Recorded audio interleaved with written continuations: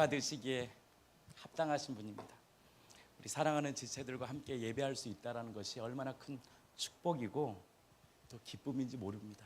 오늘 사랑하는 우리 지체들, 또 비전센터에서 해외에서 함께 예배드린 우리 사랑하는 우리 가족들의 마음 안에 우리 요한이 이렇게 표현하잖아요. 사랑하는 자여, 내 영혼이 잘된 것 같이 내가 범사에 잘되기를 원한다. 축복하잖아요. 그러면서 요한이 이렇게 말씀에 기록하고 있어요. 너희가 진리 안에 거하는 것이 참 기쁘다. 진리 안에 거하는 것이 참 기뻐요. 왜냐하면 진리만이 우리를 자유케 합니다. 그 예수 그리스도가 주신 그 생명의 복음, 그 진리를 받으면서 끝나는 것이 아니라 그 굴복을 통하여 그토록 주님이 주시고 싶은 그 생명 그리고 풍성함을 저는 이 공동체가 마음껏 누리고 살아가는 여러분들뿐만 아니라 저 또한 그 생명의 풍성함 가운데 거하는 삶이 되기를 원합니다. 오늘 말씀의 제목은 복음의 신비를 경험하고 누리는 첫 시작이라는 제목을 가지고 여러분들과 함께 한번 말씀을 나누려고 합니다. 제가 아침에 제 아내한테 전화를 했어요. 여보, 보고 싶어요. 사람은 선의의 거짓말도 필요합니다. 보고 싶어. 그러니까 제 아내가요, 감격을 했나 봐요. 나도 보고 싶어요. 이따 만나요. 이러면 얼마나 감사하겠습니까? 예수님 바라보세요. 다 그러더라고요. 예수님 바라봐야지 지금. 그래서 예, 회개합니다. 근데 왜 내가 보고 싶었을까라는 생각을 해봤어요. 물론 이건 이기적인 마음인데 우리 사모님 마음 안에 생명이 있어서 그런 것 같아. 이게 생명이 있다는 것이 뭐예요? 다른 거 아니에요. 여보세요, 여보, 여보, 뭐예요? 이게 생명 있는 자예요. 근데 어떤 분은요, 전화하면 나 바빠, 끊어. 왜 전화했어? 힘들어. 이러면 전화하고 싶지 않죠. 이것을 성경의 언어로 뭐라고 말하냐? 마귀의 본성이다라고 얘기합니다.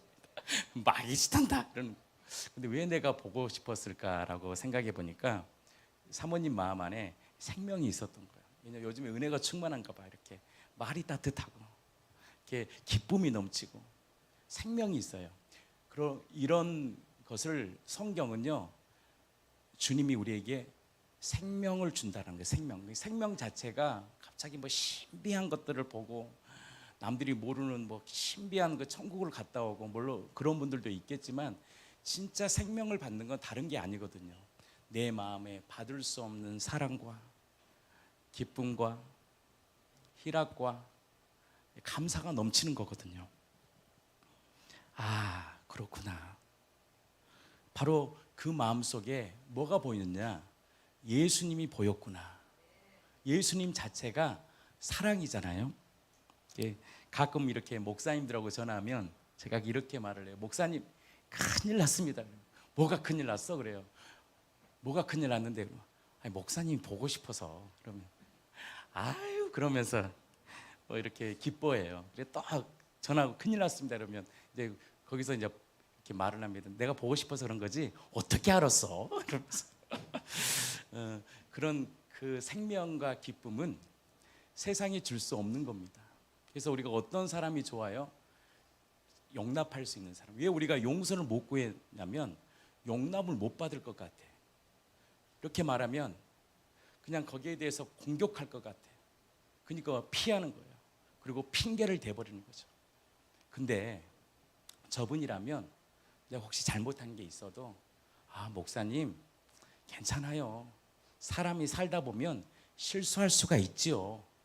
괜찮아요, 목사님 힘내세요 라고 하는 믿음이 없는 거예요. 믿음이. 근데 그 내가 죄인임을 알고 너도 그 속으로 도찐개찐 그러잖아요. 똑같은 죄인이구나. 너도 나도 사랑받아야 될, 용서받을 자라는 것을 알고 그 사랑 앞에 진짜 굴복된 사람, 진짜 그걸 아는 자는요 용납합니다. 그래서 회개의 깊이는 용납의 깊이입니다. 그래서 여러분들 용납하지 못하는 사람 보면 정죄할 필요가 없어요. 왜 저렇게 화가 나 있어? 아유, 그러면서 판단할 필요도 없어요. 아, 저분도 지금 그리스도가 필요하구나. 그런 모습이 보이면 아, 저 형제가, 저 자매님이, 우리 권사님이 그래서 그리스도가 필요하구나. 그것이 바로 복음의 관점으로 볼 수 있는 눈입니다.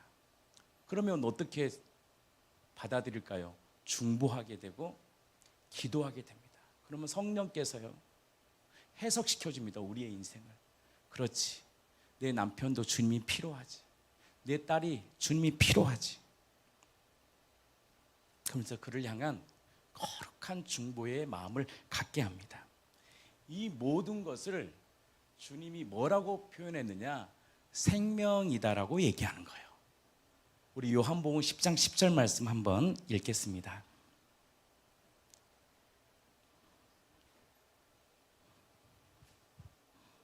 우리 한번 읽겠습니다.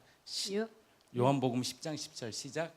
도둑이 오는 것은 도둑질하고 읽겠습니다. 도둑질하고 죽이고 멸망시키는 것뿐이요. 그러니까 마귀는요 도둑질해요. 이런 사람은 조심해야 돼요. 막 100만 원 주고 200만 원 주는데 나중에 1억 가져가요. 이런 분들이 있어요. 이게 아주 간교한 사람이 있습니다. 마귀는요 줄 것처럼 해요. 다 뺏어 버립니다. 제가 이제 엊그제 현서가 저기서 자고 있길래 참 편안하게 잔다. 살아는 왜 이렇게 편안할까 제가 한번 생각을 또 해봤어요. 왜냐하면 현서는요 집보다 교회가 편한 거예요. 왜 편할까요? 집은 교훈과 책망이 많잖아. 아무래도 부모니까. 근데 교회는 사모님이 삼겹살 구워주지, 내가 좀 한 잔 먹으려면 이거 현세 거랑 먹지 마라 그래서 알았어요, 한 잔만 먹을게. 한 잔 사랑해 주지. 나이가 50이 넘는 한철형님 나이가 대화가 됩니까? 솔직히 말해서. 근데 끈을 이렇게 묶어주고 대화를 해주잖아요. 누가 요즘 시대에 어른하고 대화가 됩니까? 사실 대화 안 돼요. 무시하지. 근데 함께 대화해주고 또 같이 얘기 나누고 기뻐하고 사랑하니까 오지 말라 그래도 교회에 있는 거예요. 근데 막 정죄하고 앞에서는 현세야 그러면서 야 너 아와 이러면서 때리고 막 혼내봐요. 있으라 그래도 거짓은요 1년만 함께 지내보면 다 알아요. 다 알아. 이 사람 사기꾼이구나. 근데 왜 그게 가능하느냐? 현서의 주인이 현서가 아니라 그 안에 존귀하신 예수님이 계시고 나도 내 안에 주님이 계시고 지체 안에 주님이 계시니까 그 지체를 함부로 판단할 수도 없고 정죄할 수 없는 거예요. 왜냐하면 그건 살인이니까. 그러니까 무엇이 있는 거예요? 마음에. 아니 집이 더 좋잖아요. 송도에 얼마나 집 좋아요. 근데 저 조그만 소파에 산단 말이에요. 이해가 안 가잖아요. 왜? 마음이 기쁘니까. 물론 집도 좋지요. 얼마나 부모님이 너무 좋으신 분들이잖아요. 저희들은 다 알잖아요. 그렇다고 비하하는 거 절대 아닙니다. 무슨 말이냐? 바로 교회 안에 뭐가 있어서 생명이 있고 존중이 있고 사랑이 있고 배려가 있고 희락이 있으니까 교회에 오고 싶은 거예요. 그것을 우리 주님이 우리에게 주고 싶은 거예요.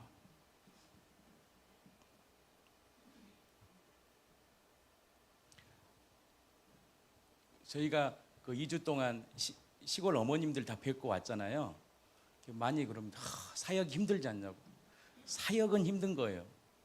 근데 어머님들이 보고 싶어서 가는 걸 누가 말립니까?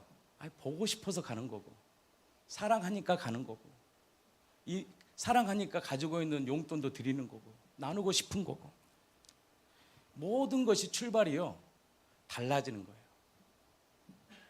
근데 이 관점을 갖지 않으면 종교화됩니다. 교회가요 시스템화되고 종교화돼요. 또 어떤 사람이 이런 얘기를 합니다. 지식을 자랑해요. 자기 가져온 물과 피와 성령부터 시작해서 너는 알지? 모르지? 나는 알아.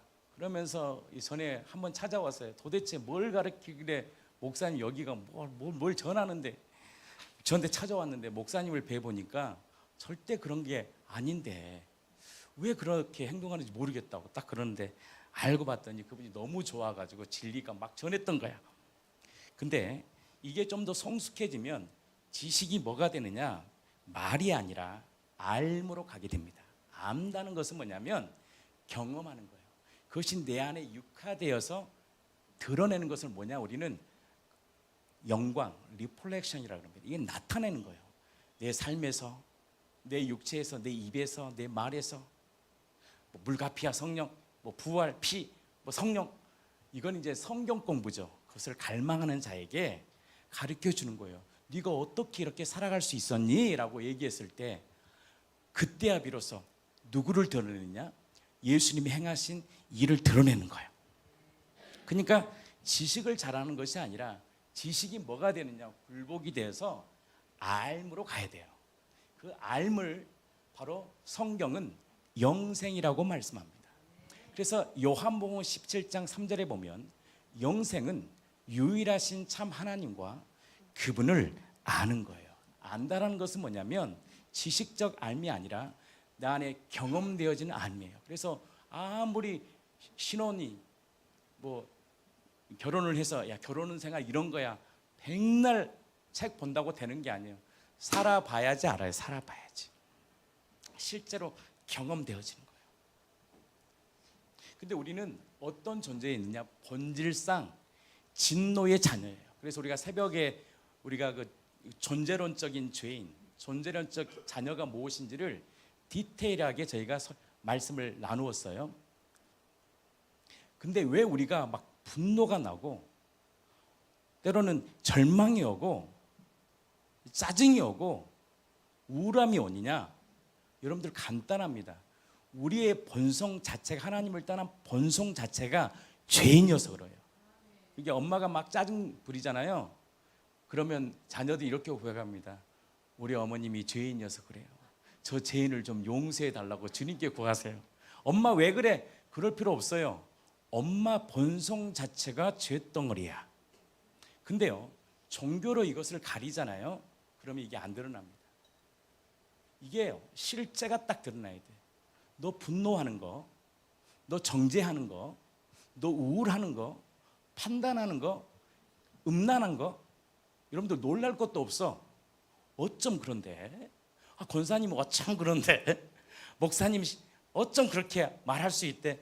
여러분 실망할 게 하나도 없어요. 너나 나나 다 죄인이어서 그래요. 그것을 에베소서 2장 3절은 우리에게 말합니다. 본질상 우리가 진노의 자녀이기 때문이다 라고 딱 성경은 기록한 거예요. 근데 이 말씀을 믿지 않아요. 우리는 왜 믿지 않느냐? 받아들일 수 없어. 내가 뭔 죄인이야? 모태신앙은 더 그래. 모태신앙이 어릴 때 저희 아버님도 그랬습니다. 교회를 안 가면 밥을 안 줘. 밥을 먹으려면 교회를 가야 돼. 모태신앙이 얼마나 많은 죄를 지었겠습니까? 지혜 지어봤자 좀 거짓말하고 몰래 술 한잔 먹는 거, 그 이상 그 이하도 아니야. 근데 자꾸 죄인이래. 근데 제가 알겠더라고요. 왜 죄인이냐? 한 사람의 범죄로 인하여 우리가 죄의 영향력 아래 거해버린 거예요. 하나님의 보호 때문에 이만큼 살아온 거예요. 나도 똑같아요. 나도 그 현장, 그 상황 닥치면 나도 사람 죽일 수 있고, 나도 음란해질 수 있고, 나도 바람 필 수 있고, 좀 속된 말로 좀 더 적나라하게 말하면 나도 너처럼 도둑질할 수도 있고 죽일 수도 있는 악한 본성을 가지고 태어났어요. 이게 우리의 옛 본성이에요. 그래서 우리 안에 드러나는 이 본성들, 우울함, 짜증, 분노, 열정 있는 사람 엄청 열정을 가해요. 근데 본인의 열정은요 딱 티가 납니다. 끝나면 번아웃 돼. 하나님이 주신 열정은요 절대 죄송하지만 번아웃 안 됩니다. 진짜예요. 절대 안 됩니다. 육체는 힘들어질 수 있어요. 육체는 번아웃 될 수 있지만 힘드니까 마음은 기뻐요. 진짜 그래요. 마음이 너무 기뻐요. 근데 나의 열정은요, 절대 그거 오래 못 갑니다. 왜 그러느냐? 다 우리가 죄의 본성 아래 태어나 버린 거예요. 그래서 예수님이 너 이 문제 해결하려면 거듭나야 돼. 왜? 니고데모가 탁월한 종교인이었잖아요. 존경받은 자였단 말이에요. 근데 그 안에는 누구도 말할 수 없는 그 본성이 있었다는 거예요. 뭐 말은 다 안 하지만 우리 안에 그게 없습니까? 시기하고 질투하고 음란하고 정말 탐욕적이고. 솔직히 우리 모두 모습이 그런 모습 아니에요. 드러난 것뿐만 아니고 드러난 사람은 그냥 드러나서 사람들에게 그냥 정죄와 판단 받는 것뿐이고 그의 대가를 받은 것뿐이에요. 근데 안 드러난 것뿐이에요. 안 드러난 것뿐. 인간은 다 똑같아요. 다 절망하고 누가 좀 칭찬해주면 다 기분 좋고 인정받고 싶고. 저도 인정받고 싶어요. 보고 싶었어. 그러면 나도 보고 싶었어요. 이따 봬요. 그러면 얼마나 기분이 좋아요. 근데 우리의 나의 마음은 이 육신의 정욕을 주님께 향하게 하잖아. 예수님을 봐야지. 그게 다 인간의 모습이란 말이에요. 왜 그러느냐라는 이 정의 앞에 본질적인 이 존재론적, 왜 내가 분노하지? 내가 왜 정죄하지? 왜 판단하지? 근데요, 죄인이 딱 돼버리니까 이렇게 합니다. 첫째 아담과 똑같은 말을 합니다. 당신이 준 여자 때문에 핑계를 딱 대버려요. 내가 지금 고통받는 거 당신이 말 한마디만 좀 잘해줬으면 나 이렇게 기분 안 나쁠 거야. 그러면 말을 잘해주면 안 그럴 것 같아요? 안 그래요. 더 요구해요. 우리 그렇지 않습니까? 여보 주일날만 나와. 주일날만 옵니까? 속아요. 그 다음에 새벽 기도를 요구해요. 누가 그래요? 누구시가 그러시더라고요. 너 계셔요. 새벽 기도까지는 좋은데 또 뭐 말씀 일기를 쓰래 또. 와, 그리고 20일 작정 기도하는데 우리 작정해야 된다고 밤새 일해야 되는데 또 앉아 있는 거야. 제가 심심한 유로를 피해요. 요구하는 게 너무 많아요. 여러분들 아무리 잘해준다고 해서 사람이 만족하지 않아요. 인생의 만족은요, 어디에서 찍어드느냐? 참 주인을 만날 때만이 만족해요. 절대 만족하지 않습니다. 제가 장담하는데 여러분이 보기에 최고의 남편 같죠? 최고의 자녀 같죠? 최고의 돈을 가지고 권력과 명예를 가진다 해도 인간의 본성 자체가 죄인이기 때문에요, 만족이 없어요. 진짜 기쁨이 없어요. 진짜 기쁨과 만족과 평안을 얻으려면 기쁨의 원천이신, 평안의 원천이신, 평강의 원천이신, 근원이신 그분이 내 마음의 주인이 바뀌지 않으면 결탄코 이룰 수 없는 거예요. 그래서 거듭나라 예수님 말씀하신 건 뭐냐면 주인 바꿔야 되란 말이에요. 근데 어떻게 내가 주인을 바꿉니까? 내가 태생부터가 아버지 성격 닮아가지고 분노하고 엄마 성격 따라서 급하고 그렇게 살아왔던 내 태생을 어떻게 바꾸냐고요? 라고 호소하는, 또 때론 따지는 인간에게, 그래서 내가 이 땅에 온 거야. 너는 안 돼. 너는 절대 사랑할 수 없고 너는 절대 용서할 수 없는 존재고 너는 이 땅에 육신의 정욕과 안목의 정욕과 이생의 자랑 딱 3가지밖에 없는 이 땅 가운데 살다가 평생 매우 종루타다가 살아갈 수 없는 너 죄인이야. 그 죄의 싹은 사망이고 멸망이고 심판이요 지옥이지만 나는 할 수 있어. 그러면서 하나님께서 우리의 본성을 바꿔버린 사건이 무엇이냐? 십자가의 죽으심과 부활이에요. 그것을 예수님이 뭐라고 표현했느냐? 물이라고 표현한 거. 물이 무엇이냐? 물은 딱 2가지가 의미합니다. 심판입니다. 그래서 여러분들 돼지떼를 어디에다 심판해요? 물에 수장. 우리 침례할 때 뭐 했다 합니까? 불에다 합니까? 물에다 하는 물. 물이라는 것의 의미는 뭐냐면 심판을 상징해요. 또 물은 뭘 상징하느냐? 다시 태어났다는 걸, 정결함을 상징해요. 하나님이 우리의 옛사람, 이 지긋지긋한 옛사람, 나 중심으로 살아가는 이 옛사람, 뭐하면 다 1등하고 싶고, 영적 욕심이 강한 사람은요 다 1등해야 돼. 자기가 다 끌고 다녀야 돼. 자기 말이 법이 돼야 돼. 이게 얼마나 무서운 거죠. 제일 무서운 사람이 목사예요. 목사. 자기 말에 다 권위에 순복해야 돼. 근데 교회가 복음 안에 있지요.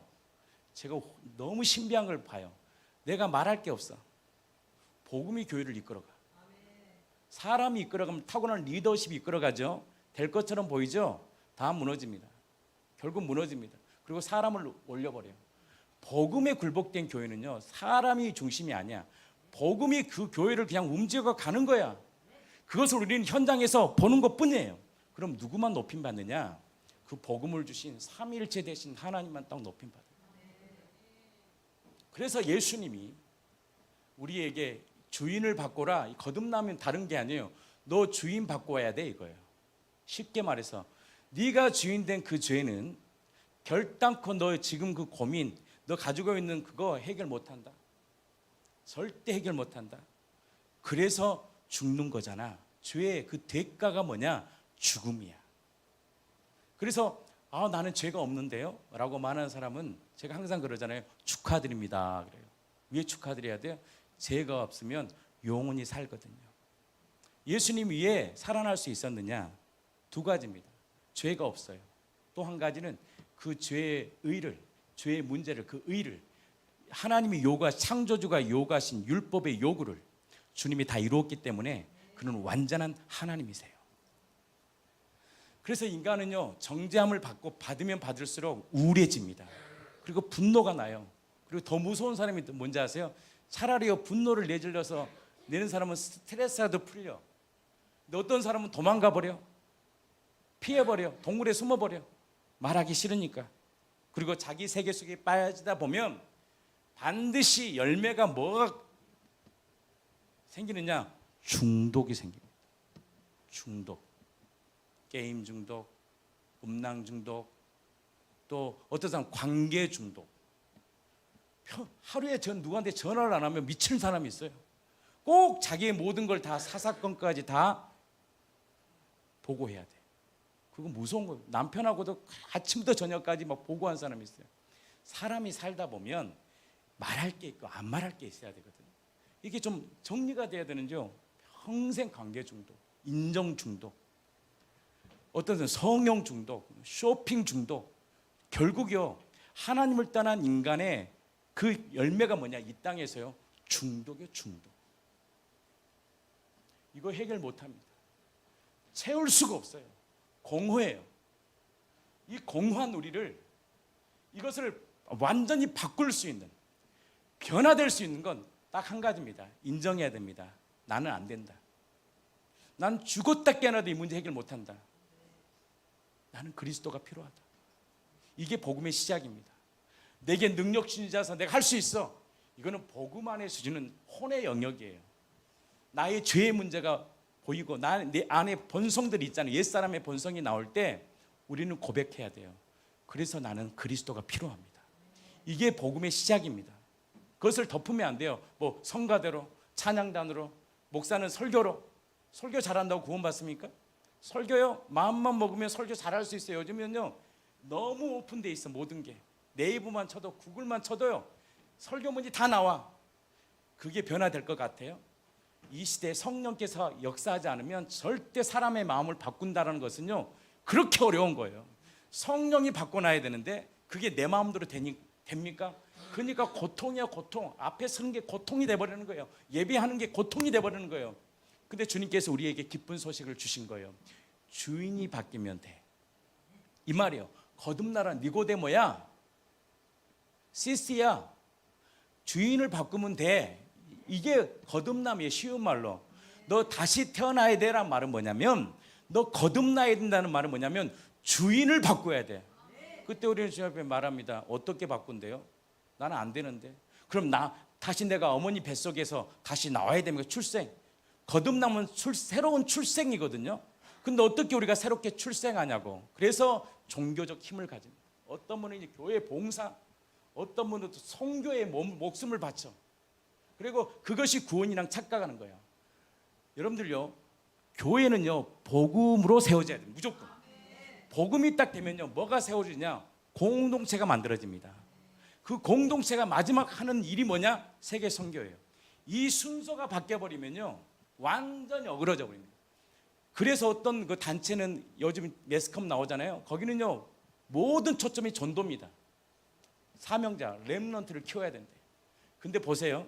그게 사명이 딱 되니까요. 뭐가 이러면 다른 건 다 용서해야 돼. 좀 술 하나 먹은 거 다 용서해서 영원한 속죄를 이루었어. 괜찮아, 먹는 거 누려야지. 뭐 누려야 되는데 목사들도. 그리고 뭐예요? 술도 먹어도 되고 좀 이렇게 적당히 사는 거예요. 왜? 목적은 전도만 잘하면 되니까. 여러분 엄청 무서운 말이에요 그거. 하나님이요 우리에게 뭘 요구하느냐? 거룩을 요구합니다. 근데 이게 헷갈려 버리면 이거 하나의 모든 것을 다 묻어버려요. 이렇게 했으니까 이건 용서해 주겠지. 절대 주님 그런 분 아닙니다.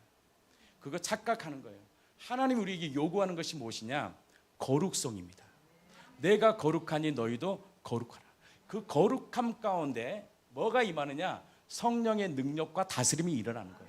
그 성령의 능력과 다스림은 다른 게 아니에요. 하나님 안에 주시는 창조주 안에서 주시는 의와 희락과 화평이에요. 근데 그것은 절대 우리가 누릴 수 없는데 주님께서 우리에게 말씀하시는 거예요. 누릴 수 있는 키가 있다. 주인을 바꾸라. 주인을 바꾸라는 거예요. 그게 주님이 말씀하십니다. 오늘도 말씀하는 거예요. 너의 주인이 누구냐? 분노가 나요? 그러면 말씀해요. 너의 주인이 누구니? 근데 그것을 인식하지 않는 사람은요 바로 그냥 드러내버립니다. 그냥 보는 대로 판단하는 것이요 여러분들 쇳덩어리 같은 내 본성이에요. 그냥 보는 대로 판단해. 아니 언니가 좀 이번 주는 쉬고 싶다는데 안 가면 막 눈을 찌푸리고 막 그때부터 정죄 판단이 가는 거예요. 하나님 몫이거든. 근데요 그것을 내가 정죄하고 판단해 보는 거예요. 예를 들어서 저분은 절대 그런 분이 아닌데 그렇다는 거예요. 왜 그러느냐? 주님이 오늘도 말씀하시는 거예요. 너 분노 내는 거, 너 우울한 거, 너 정죄하는 거, 그거 그 죄야. 그 죄의 근원이 어디서 나와요? 내가 주인 된 그 죄. 그 죄. 너의 주인이 누구냐라는 이 물음 앞에 질문, 하나님의 음성 앞에 저는 오늘도 여러분들이 고백되기를 원합니다. 나의 주님은 나를 위해 죽으시고 부활하신 예수님이죠. 그러면 누구의 말씀을 너는 누구의 뜻을 따라야 돼? 너의 본성이니 너의 옛사람의 본성이니 하나님의 말씀이니? 말씀이요. 그 말씀 앞에 딱 굴복할 때요 뭘 경험하느냐? 하나님의 나라를 경험합니다. 근데 그게 없는 사람은요 교회를 다녀도요 자기 스타일대로 사는 거예요. 자기 스타일이 있대. 스타일. 내 스타일이야. 우리 스타일이 어디 있습니까? 하나님의 말씀이 나를 움직여야지. 근데 왜 안 되느냐? 시작부터가 잘못됐어요. 여러분들 구원을 받는다는 거 시작이 무엇인지 아십니까? 구원. 뭘 믿냐는 거예요. 너희들은 지금 교회를 다녀. 열심히 봉사해. 열심히 선교돼. 우리도 지금 이제 선교 나가야 되잖아요. 전 세계 선교의 전초기지를 세워야 될 거 아닙니까? 근데 주님이 지금도 물어보는 거예요. 우리들에게. 너의 주인이 누구냐? 그 질문 앞에 우리가 고백해야 됩니다. 예수님이요. 어떻게 예수님이 너의 주인 되었느냐? 이게 진짜 복음의 신비인데요. 뭘 믿느냐 너는? 도대체 너는 뭘 믿고 사냐? 어떤 믿음이 너를 바꿔놨느냐? 목사님, 어떻게 당신의 인생을 바꿨습니까? 훈련을 많이 했더니 되네. 기도를 한 10시간씩 해봐. 된대. 여러분들 절대 그렇게 되지 않습니다. 기도를 많이 하고 봉사를 많이 하고 사역을 많이 해버리잖아요. 사람이요 자기가 왕 됩니다. 그건 두 번째 문제입니다. 주인이 바뀌어서 그런 겁니다. 주인 바뀌는 것은 내 힘으로 안 됩니다. 믿음입니다. 그 믿음이 무엇이냐? 따라해 주세요. 살리신 것을 믿는 믿음입니다. 믿음의 주체는요 절대 내가 될 수 없습니다. 당신 어떻게 이렇게 바꿔 이렇게 변했어? 어떻게 너 그렇게 살아?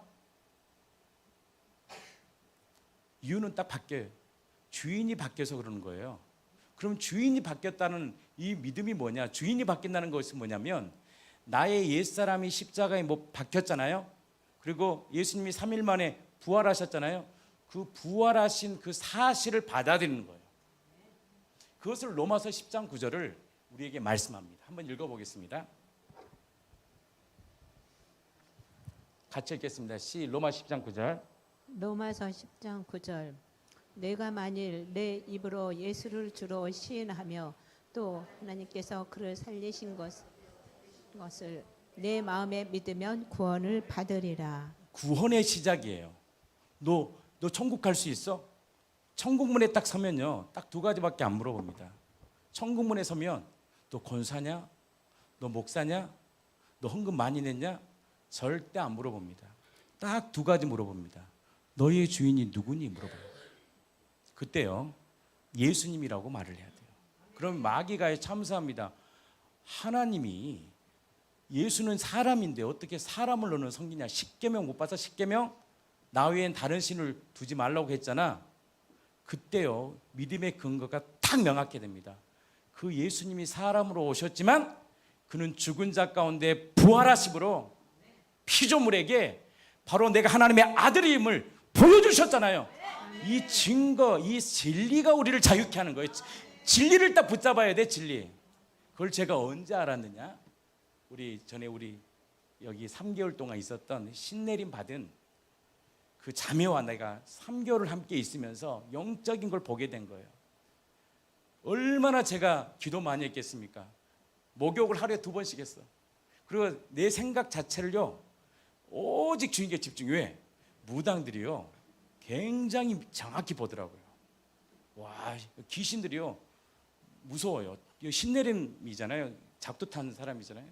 그러니까 딱 알아요. 목사님, 저분은 들어오게 하지 마세요. 왜? 냄새가 너무 많이 나. 냄새. 무슨 냄새? 세상 냄새. 와, 잘못 걸리면요, 목사가 그분한테 무릎 꿇게 돼. 영적 세계가 그렇게 무서운 거야. 그때요, 제가 뭘 딱 선포했느냐? 야, 예수님이 누군지 아냐? 예수님이 사망 가운데 부활했어. 딱 그러니까요. 소리를 꽉 지르면서. 그런데 본 사람은 몇 명 있잖아요. 그런 말 하지 마. 왜? 나는 뭘 근거를 댄 거예요? 사실을 댄 거예요. 진리를. 진리가 우리를 자유케 했잖아요. 우리 안에 근거가 명확해야 돼요. 우리가 사랑할 수 있고 용서할 수 있고 행복하게 사는 거, 근거가 있어야 돼요. 근거가 없잖아요. 그 문제가 딱 터지면요, 다시 무너집니다. 솔직히 말해서 행복한 이유, 남편이 잘해주니까, 좀 상황이 이제 펴지니까, 물질이 좀 여유가 생기니까. 그거는요, 본질이 될 수 없어요. 진짜 나의 인생을 죽음 가운데 다시 일으킬 수 있는 근거는요, 남편이 조금 변화돼서, 자식이 좀 이제 공부도 하고 좀 철이 들어서, 그럼 다시 철이 안 들으면, 다시 남편 옛날로 돌아가면, 내가 가지고 있는 물질이 딱 사라지면, 내가 사랑했던 사람이 떠나면. 저는 그래서 이런 생각을 했습니다. 주님 만날 때요, 혼자 서는 훈련을 해야 된다 생각합니다. 너무 금실 좋은 부부요, 나중에 보세요, 죽어요 같이. 그게 엄청 좋은 것 같죠? 죄송하지만 제가 이런 말하면 여러분들한테 죄송하게 보지만 가만히 생각해 봤어요. 너무 금실 좋다? 복음 안에 있는 거 그 아닌 것은 그것도 위험한 거예요.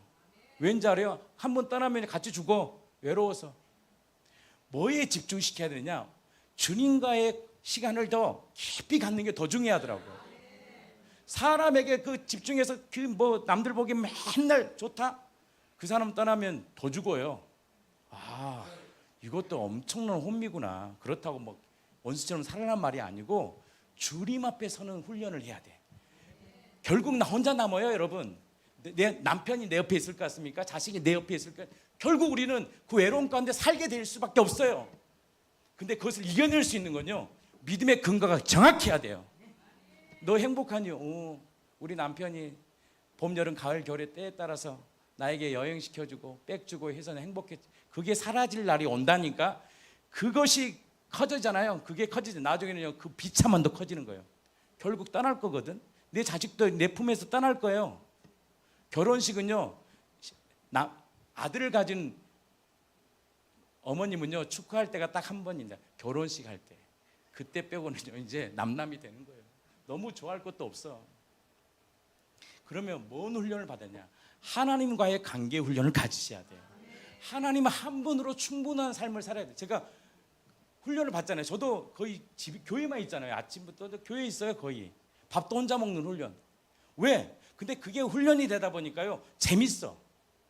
그런 생각이 들더라고. 아내가 먼저 가도 죄송합니다, 이런 말하면 굉장히 행복할 수 있겠다는 생각이 들었어요. 이건 아닌데 무슨 말이냐? 절대 이거 오해하지 마세요.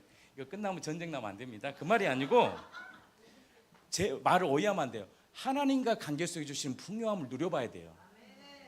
그게 없으면요, 세상의 관점의 풍요가 제가 웃어요. 나 목사님 행복합니다. 행복의 조건이 좀 갖춰져서 행복한 거야 지금. 그게 잃어버리면 한순간 지옥돼. 물론 그걸 감사해야 되지만 그게요 본질이 될 수 없습니다. 그래서 스바냐에 보면 스바냐가 이렇게 말하잖아요. 무화과 잎이 마르고 포도잎의 열매가 무성하지 않고 감람나에 소출이 없고 애양간에 송아지가 없어. 내가 주님 한 분으로 만족합니다. 아이 목사님 맨날 말은 말이지만 실제 됩니까? 주님이요 그 은혜 주려고 이 땅에 오셨다니까. 그게 그 비밀을 모르면요 결국 인생이 비참해집니다. 그리고 그 조건들이 하나씩 사라지잖아요. 당신이 이렇게 행복합니까? 내 부인이 이뻐서. 막말로 죄송하지만 부인이 화상을 입어가지고 엊그제 영상 하나 봤는데 그 이뻤던 여자가 화상에 완전히 얼굴이 괴물이 됐더라고. 그럼 괴물 되면 버릴 거예요? 저는 안 버립니다.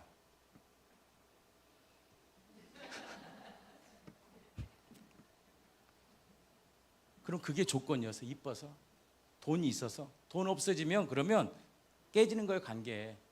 돈 때문에 만난 거 아니야 결국은. 돈 없어지면 깨지는 거야. 이게 본질이 아닙니다. 그 근거로 세상 못 삽니다. 근거가 바뀌어야 돼요.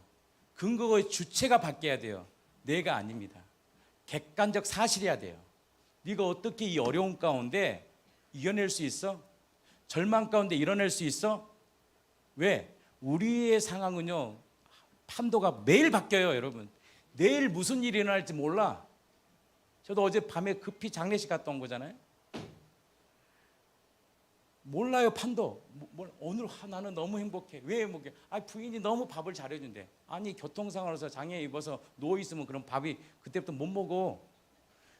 이 근거를 가지고 평생 살면요 실망합니다. 이거는요 하나님이 주신 은총입니다. 은총. 우리에게 주신 복이야 복. 근데 나를 진짜 기쁘게 하고 절망 가운데 일어설 수 있는 근거는요 이걸로 돼서는 절대 안 돼요. 그래서 제 이재희 목사가 이번 주 이제 주일날 오는데 자식이 죽었잖아요. 근거요 어떤 것도 위로가 안 됩니다. 저기 제주도 가서 2박 3일 좀 쉬고 와. 위로가 안 돼. 내 마음이 죽었는데 내 마음이 고통인데 밥이 넘어갈 것 같아요. 그거 못 이겨냅니다. 못 이겨내 다. 그걸 다시 일으키게 하는 믿음의 근거는요 절대 인간의 행위나 방법으로 절대 안 됩니다. 근거는요 딱 한 가지입니다. 내가 살아났다. 죽은 자 가운데 내가 살아났다. 이 믿음의 근거가 왜 중요하느냐? 이 살리신 것을 딱 받아들일 때 내 안에 내 깊은 곳에서 뭐가 일어나느냐? 다시 소망이 일어납니다. 그래서 제 동생이 그러더라고요. 몇 가지 감사 중에 한 가지가 내 딸이 주님의 안전한 품에 있겠다는 믿음이 있었대요. 이 믿음의 근거가 뭘까요? 잘 될 거야. 저기 천국 있을 거야. 천국에 좀 이렇게 내 딸이 안전한 품에 있을 거야. 여러분들 그건요 말이에요 말. 근거가 명확해야 돼. 기독교 신앙은요 체험 이전에 뭐가 명확해야 되느냐? 증거. 오늘 우리 기도했던 것처럼 정확한 명확한 팩트가 있어야 돼요. 팩트는 눈에 보여야 돼요. 확실해야 돼요. 역사해야 돼요. 그래서 부활은 역사예요. 부활은 팩트예요. 부활이 이루어진 사실이에요. 부활은 우리에게 뭘 주냐? 소망을 줘요. 이게요 내 마음이 믿음의 근거로 성령을 통해 받아버리면 세상 이깁니다. 그러면 남편이요 좀 무너져 있어. 절망해. 그 믿음의 근거가 남편이 살아나서 행복한 게 아니야. 남편이요 좀 이렇게 다시 회복돼서 행복한 게 아니에요. 근거가 명확해야 돼요. 죽은 자 가운데 살아나신 그 예수님이 나의 주인이라는 사실이 내가 믿어지면 그 믿음의 근거 때문에 누가 우리의 가정과 인생을 딱 다스리냐? 예수님이 다스리는 거예요. 왜 주인을 모셔야 되느냐? 주인을 바꾸면요 그때부터 삶의 주체자도 바뀝니다.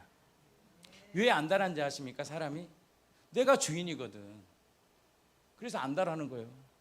자식 보면 안달하고 내 플랜대로 가야 되는데 내 플랜대로 안 가니까 막 분노하고 그러니까 정죄하고 또 판단하고 또 과도한 사랑을 주고.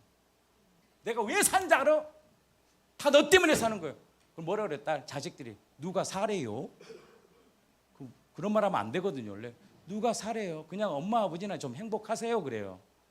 나중 철들면 이제 고마움이 있지만 다 철저히 중심이 누구냐? 나야 나. 나 중심에서요. 하나님의 중심으로 바뀐다는 것은요. 절대 인간의 의지로 안 됩니다. 이거는요. 결단이 일어나야 돼. 뭐가 일어나 버려야 돼. 그래서 이거는 바꾸려면 완전히 새롭게 거듭나 버려야 돼. 새롭게 창조돼 버려야 돼. 창조되려면 나의 옛 본성을요. 이렇게 적당히 죽으면 안 돼. 완전히 죽여버려야 돼. 다시 태어나야 돼. 어떻게 죽이냐? 그래 내가 죽이는 거야. 내가 참아야 되고. 아니에요. 절대 못 참습니다. 나중에 폭발합니다. 그래서 목회가 힘든 거예요. 8번 참아야지 하다가 한 번에 툭 던지는 거예요. 그래서 다 깨지는 거예요. 여러분 관계가요. 9번 잘해도요. 한 번 분노하면 끝납니다. 목회 마찬가지입니다. 아무리 9번 잘하죠.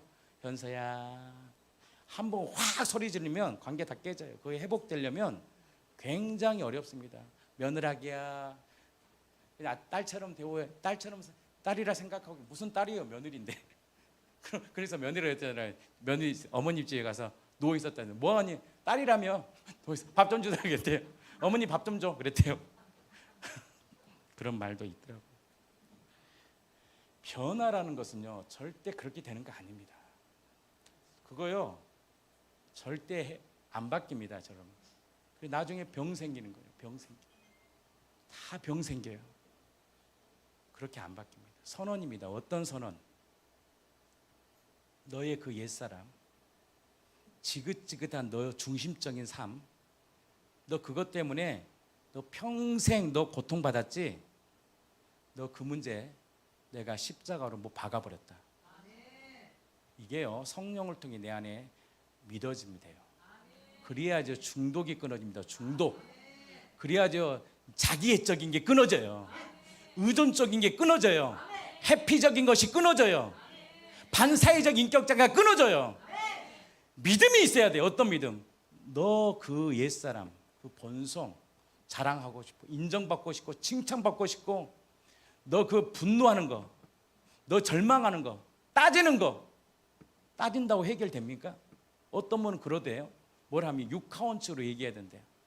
언제 어디서 어떻게 무엇을 그런다고 관계가 해결됩니까? 자 앉아보세요. 자 이제부터 얘기해보자. 밤새도록 얘기해.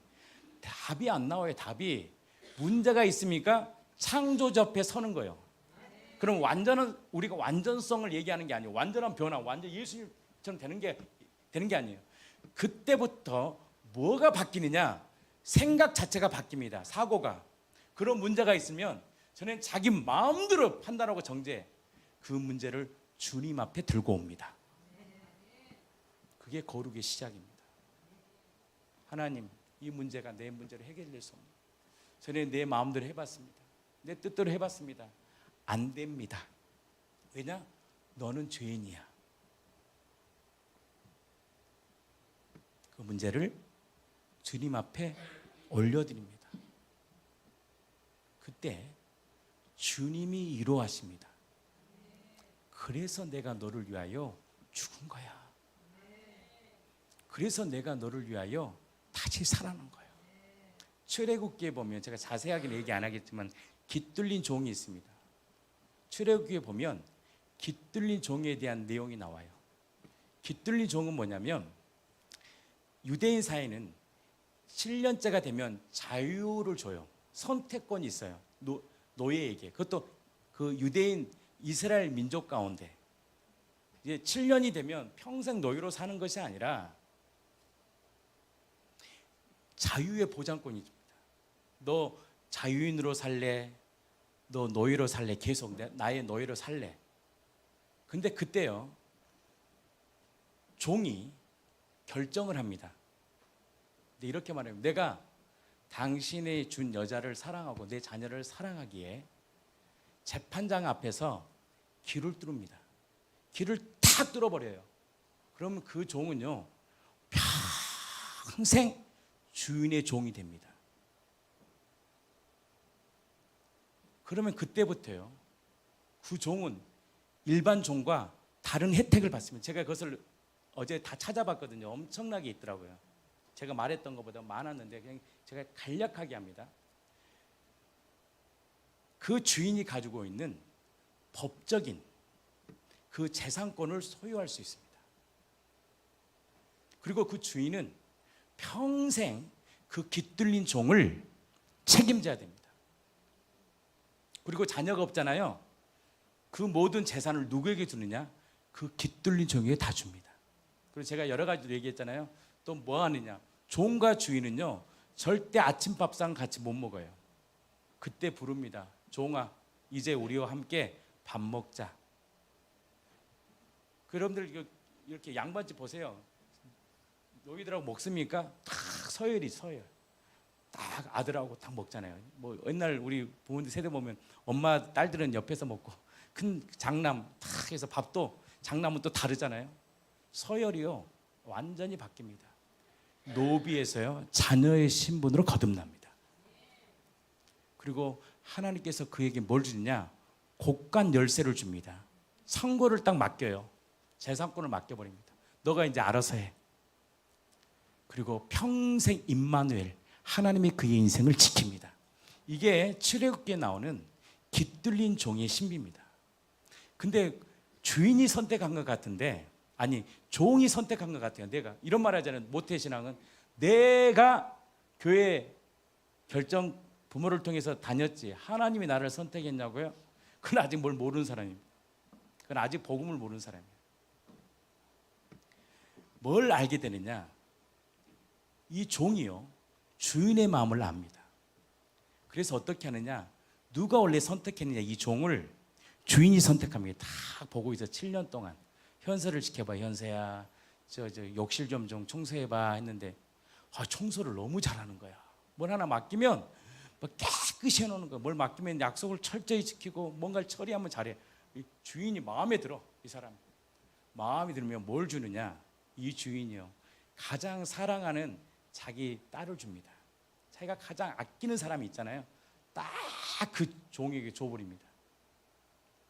근데 그때 이 종이요 알게 돼요. 저 주인이 나를 사랑했구나. 그래서 가장 아낀 내 딸을 줬구나. 왜냐하면 법에 따르면 만약에 자윤이 되려면 조건이 있어요. 네가 지금 사랑하는 저 부인하고 자녀들은 소유물이 주인 거야. 놓고 가야 돼요. 그때 뭘 알게 되느냐? 이 종이 주인의 마음을 알게 됩니다. 하나님이 우리를 살려고요 하나뿐인 독생자 아들 예수를 이 땅에 보내주신 거예요. 그리고 법대로 채찍에 맞고 법대로 징계를 당하면서 우리를 향한 자신의 사랑을 보여줍니다.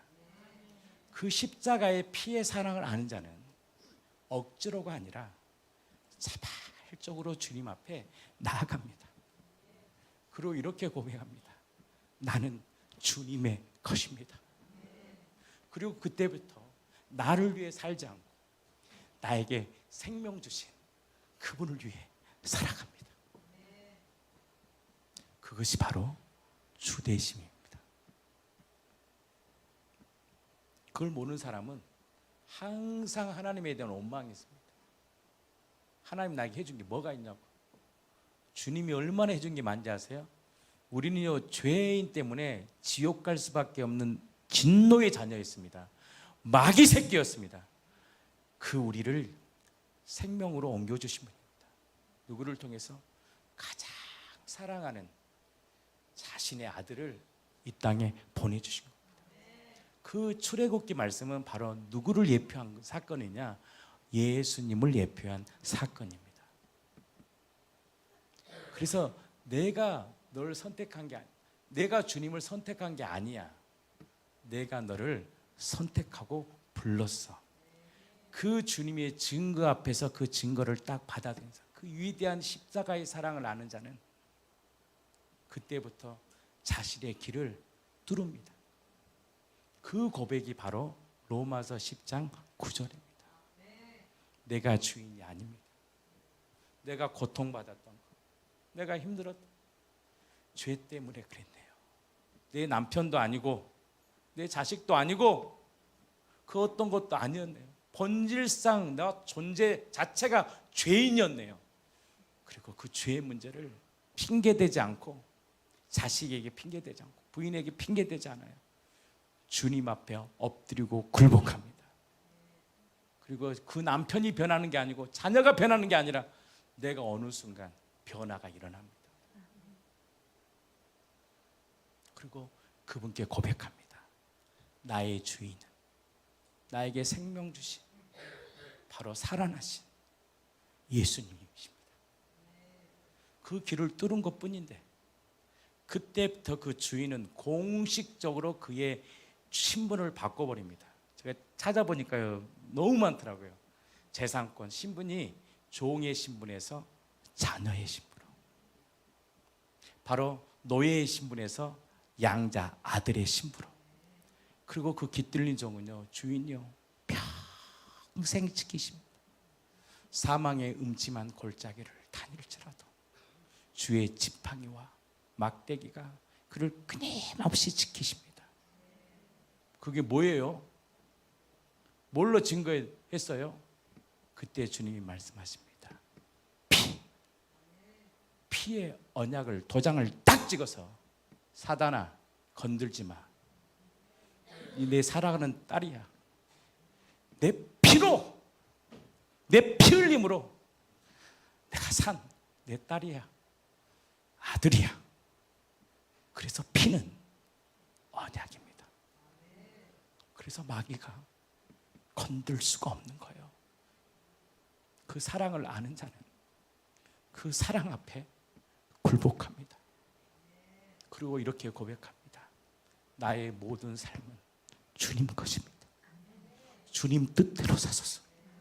그래서 그때부터 그의 인생에 환란이 오고 공고가 오고 낙심이 오고, 여전히 부인은 소리를 지르고, 아니 남편은 소리를 지르고, 자녀가 변화된 모습이 안 보일지라도 나를 변화시키고 나의 인생을 이끄실 믿음의 주 온전히 예수님만을 바라봅니다. 그때 놀라운 그의 언약은 복음의 신비를 딱 납니다. 근심하는 자 같으나 항상 기뻐합니다. 가난한 자 같으나 많은 사람을 부욕해 합니다. 고린도후서 6장 9절 10절입니다. 아무것도 없는 자 같으나 모든 것을 가진 자예요. 우리 주람이가 항상 그래도 아빠는 뭐가 있어서 그렇게 행복하냐. 나를 위해 죽으시고 부활하신 예수님이 내 마음의 주인이야. 그것을 발견할 때 아무것도 가지지 않아도 예수님 한 분으로 만족합니다. 난 그거 하나 가진 것뿐인데 하나님이 때에 따라서 복을 주시더라고요. 때에 따라서 먹이시더라고요. 때에 따라서 나를 입히시더라고요. 때에 따라서 나를 존귀케 하시더라고요. 그래서 우리는 무명한 자 같으나 유명한 자요. 9절입니다. 죽은 자 같으나 보라 살아있어. 세상은 이걸 보고 같아. 저 정도 상황이면 이제 좀 무너져야 되는데, 저 정도 환경이면 세상은 다 보고 있거든요. 이 가정을, 믿음의 가정들을. 근데 저 정도 되면 이제는 완전히 중독돼서 우울증에 빠져야 되는데, 아니 살아내거든. 지금 그 고통 가운데 인내하고 있거든. 징계를 받는 자 같으나, 징계는 받는데, 고난이 오는데, 욥 같은 고난이 시련이 오는데 죽임을 당하지 않아. 하나님의 보호하심이 있어. 뭐지? 이 복음의 신비 앞에서 세상은요 주께로 돌아옵니다. 근심해야 돼. 내가 보면 나보다 가난해. 근심해야 되는데 항상 기뻐요. 가난한 자 같으나 많은 사람을 부유하게 하네. 내가 도와줘야 될 것 같아. 근데 그가 나를 섬겨줘. 말 한마디 해도 뭐가 있어요? 용납함이 있고, 말 한마디 해도 용서가 있고, 말 한마디 해도 기쁨이 있어요. 우리 그런 사람들을 원하는 거 아니에요? 좀 실수하더라도 덮어주고. 어떤 사람은 전화를 하다가도요 계속 끊지도 않고 보고 듣고 있어. 그거 악한 거예요. 끊어줘야 돼 빨리. 그리고 목사님이 예를 들어서 설명하는 거예요. 목사님 그 끝나고 뭔 얘기하나. 이게 진짜 마귀적인 본성이에요. 전화를 했으면 끊어버려야 돼. 뭘 하나. 목사님 컴퓨터는 뭐가 담겨있나. 핸드폰은 뭘 보고 있나. 남의 걸 왜 봐요? 남의 걸 왜 그렇게 들으려고 그래? 온통이 마귀의 본성이니까 남의 것에 관심 가져. 여러분들 그거 회개하셔야 됩니다. 좀 잘못된 게 있으면 덮어주셔야 돼요. 그걸 끄집어내요. 덮어주면 다 알아. 리더십은요 다 압니다. 왜 그랬는지. 그러면요 상황을 바꿔놔. 동역자를 붙여가지고 할 수 있도록 도와줘.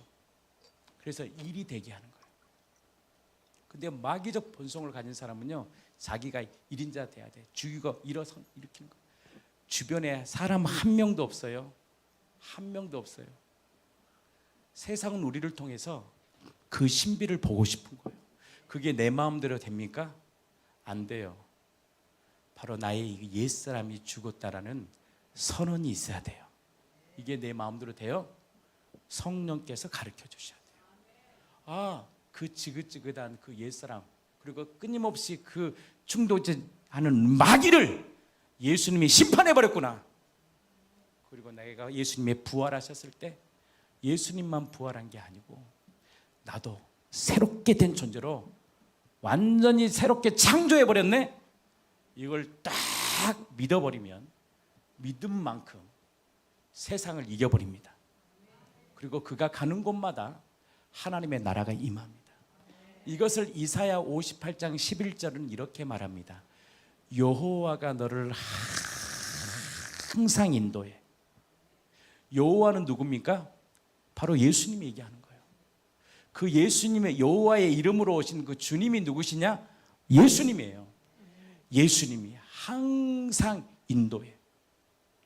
봄, 여름, 가을, 겨울, 절망이 오고 고난이 오고 기쁨이 와도 그 기쁨의 근원이, 절망의 근원이, 나를 회복시킬 근원이 주님이심을 아는 자는 상황과 환경을 바라보는 게 아니라 예수님을 바라봅니다.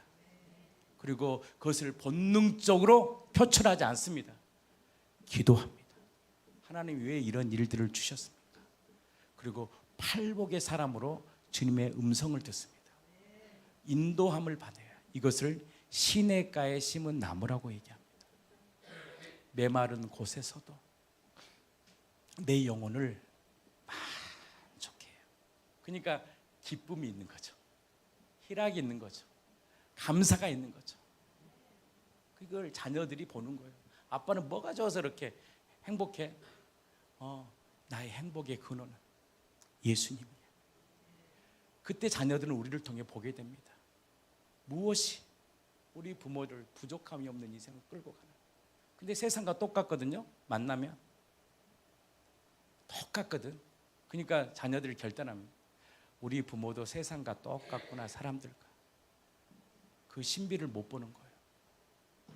가난해도 가난 가운데 주시는 것에 감사하며 사는 거예요.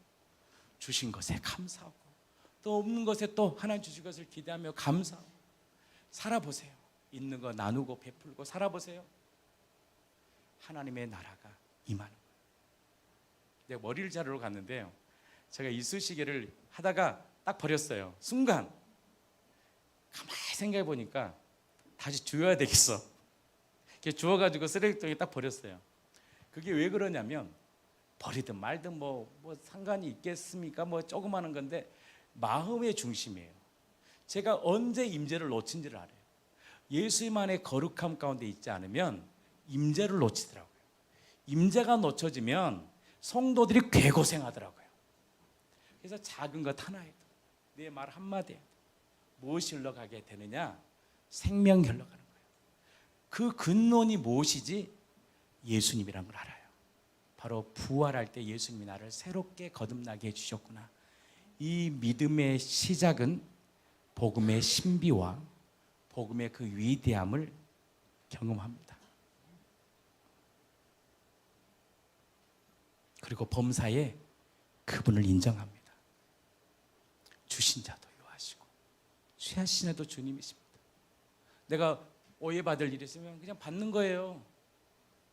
내가 또 소리를 좀 들어버리는 거예요. 그리고 인정해 버리는 거예요. 죄송합니다. 제가 잘못했습니다. 그러면 주님이요 다 정리하십니다. 다 정리하십니다. 이번에 우리 지체 한 명이 결혼식 했잖아요. 그 몇 년 전에 함께 있었던 지체예요. 아마 우리 성도들은 다 알 거예요. 저 유튜브 사이기 때문에 말을 다 못하지만 저는 왜 갔냐면 사랑해서 간 거예요. 우리 교회를 떠났잖아요. 제가 뭐 A상 간 거 아니에요. 사랑해서 간 거예요. 보고 싶고 사랑해서. 그거 하나면 끝나는 거 아닙니까? 그래서 내가 사랑하는 그 마음이 뭘까라고 생각해서 일찍 가서 그 자매랑 사진을 찍어줬어요. 근데 문자가 왔더라고요. 목사님이 오셔서 사진을 찍어서 너무 감사합니다. 내가 가지고 있는 물질 전부를 모아서 드렸어요. 이 근원이 무엇일까? 아마 저랑 같이 있었던 분들은 아마 지금 오신 분들이 제가 말하는 걸 이해를 못합니다. 제가 유튜브 상으로 말을 못합니다. 근데 왜 그러느냐? 그가 혹 나에게 했던 모든 삶이 나를 만드는 가장 귀한 거란 걸 알았어요. 그리고 내가 한 가지 기억했던 건 딱 그거예요. 지하 공사할 때 그 자매가 행복하게 그 일들을 남자처럼 그렇게 섬겨준 것이 그렇게 고맙더라고. 다른 건 다 기억이 안 나. 뭘 했는지 기억이 안 나는데 그 어려울 때 교회를 섬겨줬다는 거. 그것이 내 마음에 그렇게 감사하더라고. 제 아내랑 일찍 가서 제가 몸도 안 좋았어요. 핑계를 대면 안 갈 수도 있는데 그렇게 가고 싶은 거예요. 사랑하니까, 보고 싶으니까. 그리고 사진을 같이 찍어준 거예요. 문자가 왔더라고요. 목사님 오셔서 이렇게 신부 대기할 때 사진 찍는 거 있잖아요. 거기서 사진을 찍었는데 목사님 너무 감사하다. 나도 네가 행복한 결혼 생활에서 기뻐. 이것이 바로 복음의 신비 가운데 주시는 사랑과 용납함이에요. 세상은 우리를 통해서 그것을 보기를 원하는 거예요. 그 생명을 주시려고 예수님이 죽으시고 다시 살아나신 거예요. 그래서 복음은 생명만 받은 게 아닙니다. 생명이 주시는 풍성함을 누릴 때 세상은 이 교회를 통해서 하나님의 영광을 보게 될 것입니다. 그 시작이 뭐냐? 내가 주인 된 죄를 회개하고 예수님을 마음의 주인으로 모시는 겁니다. 인정하는 것입니다. 받아들이는 것입니다. 그때부터 하나님은 그 언약을 기억하셔서 나의 인생을 주님이 이끌어 가십니다. 이것이 바로 우리를 의롭게 하신 그분이, 우리를 부르신 그분이 우리를 의롭게 하시고 우리를 의롭게 하신 그분께서 우리를 영화롭게 하실 것입니다. 이것을 베드로는 이렇게 표현합니다. 신성한 본성에 참여하는 자들이라. 바로 이것이 새로운 피조물의 정체성입니다. 바로 근심하는 자 같으나 항상 기뻐하고. 왜? 나의 끝이 보이니까. 지금 고난이어도 나의 마지막이 딱 보이거든. 예수님의 부활로. 이 부활로 딱 보여주신 거예요. 그래서 부활은요, 모든 사람에게 믿을 만한 증거입니다. 내가 무너져도 다시 일으킬 수 있는 증거. 예수님 다시 살아나신 확실한 팩트예요. 그래서 제가 부활을 그렇게 강조하는 거예요. 그 생명은 많은 영혼들에게 기쁨을 줍니다. 그게 바로 이사야 58장 아까 11절 말씀입니다. 여호와가 너를 항상 인도하여 메마른 곳에서도 내 영혼을 만족하며 내 뼈를 견고하게 하리니 너는 물된 동산 같겠고 물이 끊어지지 아니하는 샘 같을 것이라. 12절입니다. 이거 하고 마치겠습니다. 제가 사실 막 말씀을 다 준비해야 되는데 많이 못했어요. 뭐였는지 아세요? 물 끓였어요. 물. 우리 그 찬양팀 물 주려고. 그리고 청소해놨어. 근데 왜 내가 이런 마음이, 전에는요 절대 상상할 수 없는 마음입니다. 늘 불안했거든요. 목회가 평안이 없어. 그러니까 아무것도 못해요. 그 와중에요 강남 자매한테 전화 한 통화를 했어. 고맙다고. 그 물질, 강남 자매 신방할 때 물질을 줬거든요. 제가 어디 갈 때 그 물질을 선교사님이 드렸다고 고마워서 제가 물질을, 제가 이런 이 평강이 어디서 날까? 아내까지 제가 전화를 했잖아요. 보고 싶다고. 왜냐하면 사람이 목회를 하다 보니 굉장한 중압감이 오는데 제 안에 0.0000001%의 그거에 없는 거예요. 이 평강이 무엇일까? 무엇이 나를 이렇게 바꿔놨을까? 바로 죽은 자 가운데 살아나신 그 예수를 받아들일 때, 나는 받아들인 것뿐인데 주님의 그 성령이 나의 인생에 뭘 주느냐? 생명뿐만 아니라 풍성함을 주시더라고요. 그리고 범사의 그분을 인정하게 돼요. 누가 나한테 뭐 한마디 하면 저는 인정합니다. 그리고 한마디 해요, 끝내요.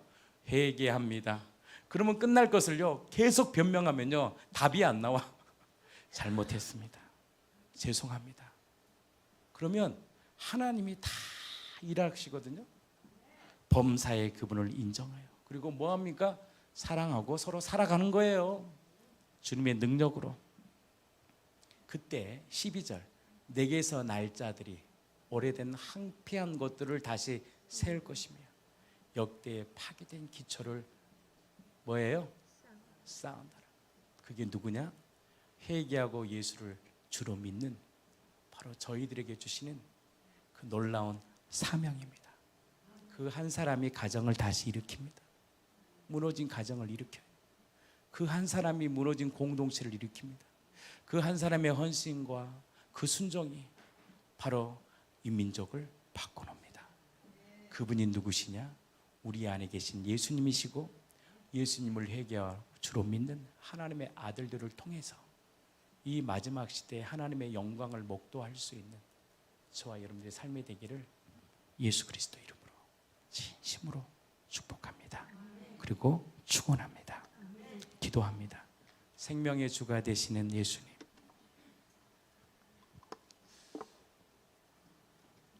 나는 예수님을 주님으로 받아들인 것뿐인데 살고 싶어서 절망이 와서 하나님 나는 구원자가 필요합니다. 살려주세요 라고 주님 앞에 호소한 것뿐인데 주님이 복음이라는 이 놀라운 이 기쁜 소식을 하나님 제 마음에 받아주고 그 예수님 안에 살아갈 수 있는 생명의 신비를 경험케 해주셔서 감사합니다. 그리스도가 주시는 이 복음의 위대함을 우리 공동체가 마음껏 누리게 하여 주시옵소서. 우리 구주 예수 그리스도의 이름으로 기도합니다.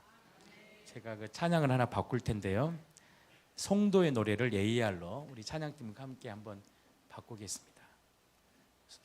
하나님이 우리를 성도로 불렀잖아요. 그 성도들의 정체성입니다. 근심하는 자 같으나 항상 기뻐하고 가난한 자 같으나 많은 사람을 부욕해 하고 아무것도 없는 자 같으나 모든 것을 가진 자. 이것이 바로 다시 산 믿음, 생명을 받아들인 살리신 것을 믿는 자들에게 주시는 부활의 생명입니다. 그 생명을 받아 이 공동체가 무너진 이 교회가, 가정들이 다시 예수의 이름으로 회복되기를 원합니다. 함께